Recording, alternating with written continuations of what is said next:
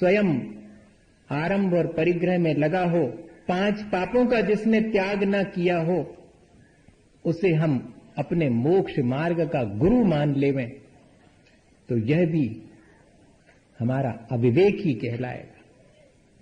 इसमें भी सावधानी रखना। देख लेना कि जिन चरणों में मैं अपना माथा झुका रहा हूं, वे चरण संसार की तरफ जाते हैं या कि मोक्ष मार्ग की तरफ जाते हैं।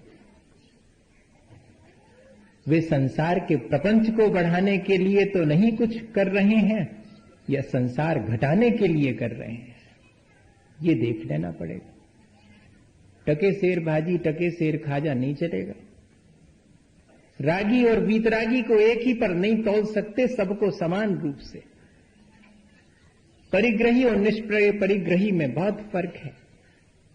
एक के अंदर अभी संसार के राग द्वेष पड़े हुए हैं, ममत्व पड़ा हुआ है, आकांक्षाएं पड़ी, 5 इंद्रियों के विषयों का जिसने त्याग नहीं किया है, जिसने अभी 5 पापों का त्याग नहीं किया है, उसे मोक्ष मार्ग का गुरु कैसे मान लें? वैसे तो गुरु के मायने होता है महान, सो मेरे माता पिता ही मेरे लिए महान है, वे मेरे गुरु हैं, लेकिन वे संसार के मार्ग पर हैं। मुझे जो अनार का सिखाते हैं वे शिक्षक भी मेरे गुरु हैं, लेकिन वे मोक्ष मार्ग के गुरु नहीं हैं। मोक्ष मार्ग का गुरु तो वो है जो निष्परिग्रही है, जिसने समस्त पापों को छोड़ दिया, जिसने अपने 5 इंद्रिय और मन पर विजय प्राप्त कर ली है, वो है। और ऐसे ही गुरु को मैं वास्तव में गुरु मानूंगा।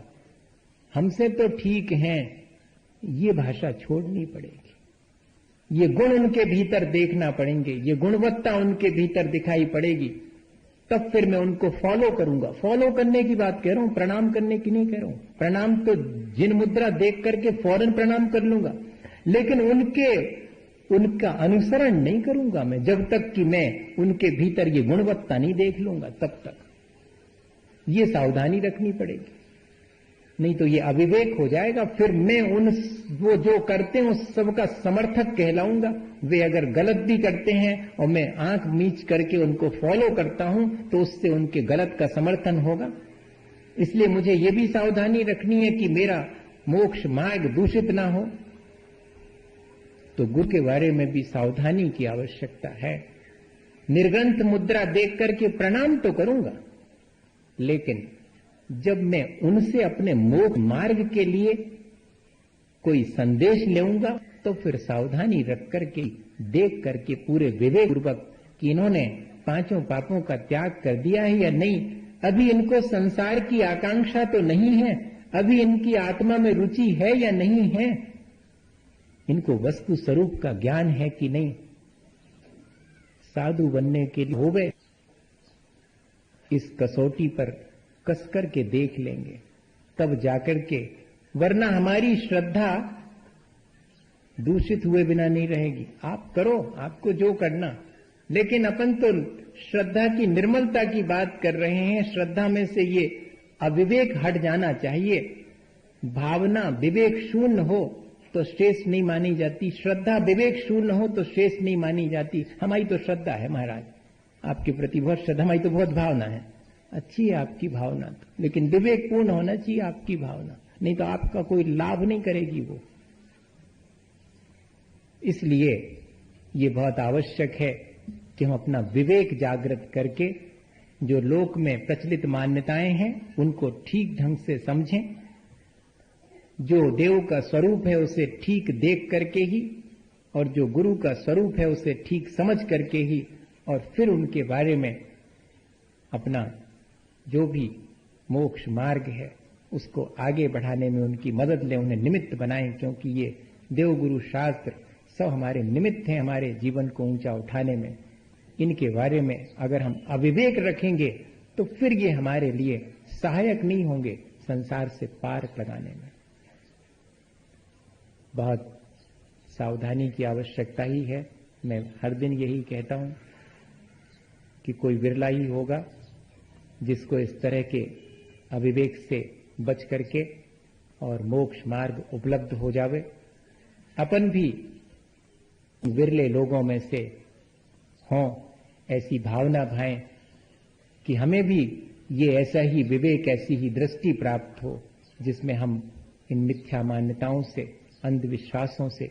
पता नहीं संसार में कितने तरह के अंधविश्वास हैं, पता नहीं किस तरह की चीजें प्रचलित हैं गुरु के बारे में, और कितने तरह से देवता के बारे में प्रचलित हैं। ये माथा हर जगह नहीं झुकना चाहिए, ये इसके लिए नहीं मिला हुआ है। दो जगह हमें कॉम्प्रोमाइज नहीं सीखना चाहिए, एक इसमें और एक इसमें, दोनों चीजों। मेरा सगा भाई भी होगा और अगर उसका भोजन ठीक नहीं होगा तो मैं उसको फॉलो नहीं करूंगा, और मुझे विरासत में भी कोई अगर चीज मिली होगी और अगर उसमें कहीं कोई कमी होगी तो मैं उससे सहसा स्वीकार नहीं करूंगा।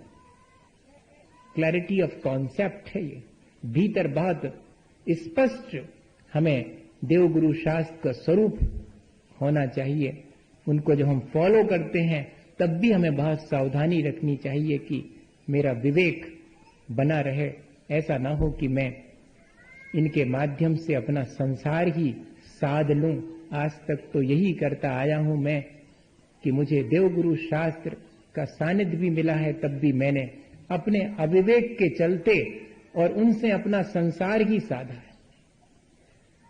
मैंने उन्हें अपने अहंकार के पुष्ट करने में निमित्त बनाया है। मैं मंदिर जाता हूं, मैं धर्मात्मा हूं, मैं गुरुजनों की सेवा करता हूं, मैं तो उनका बहुत मुनि भक्त हूं।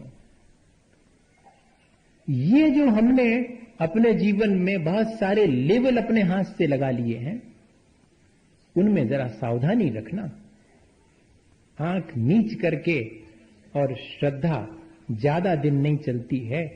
खुली आंख वाली श्रद्धा ही हमारे जीवन को ऊंचा उठाती है। सब जानबूझ करके भी अगर हम अंध बनते हैं तो वह भी ठीक नहीं है। लिखा है इसीलिए कि जानबूझकर अंध बने हैं, आंखन बांधी पार्टी। ये तो बच्चों जैसा काम हो जाएगा। इसलिए अब जबकि हम अपनी श्रद्धा को 8 गुणों से समन्वित कर चुके हैं, हमारा कर्तव्य है कि हम देखें कि उस श्रद्धा में कहीं कोई अविवेक तो हमारे जीवन में शेष नहीं रह गया है। रोज रोज देखना पड़ेगा अपनी क्रियाओं को।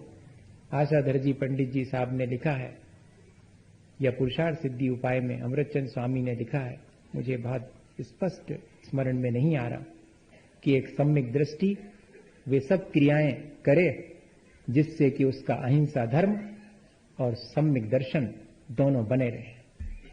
बाकी और दूसरी क्रियाएं जिनमें कि अहिंसा धर्म और हमारा सम्यक दर्शन मलिन होता हो तो उन क्रियाओं को ना करे, न उन क्रियाओं का कोई करे तो उसका समर्थन भी ना करे। कल मेरे से पूछ रहे थे कि महाराज हमारी तो परंपरा है हमारे इस नगर की कि हमारे यहाँ तो और आने वाले 10 लक्षण पर्व में और रात 12 बजे तक झांकियां निकलेंगी, आपका इस बारे में क्या कहना है?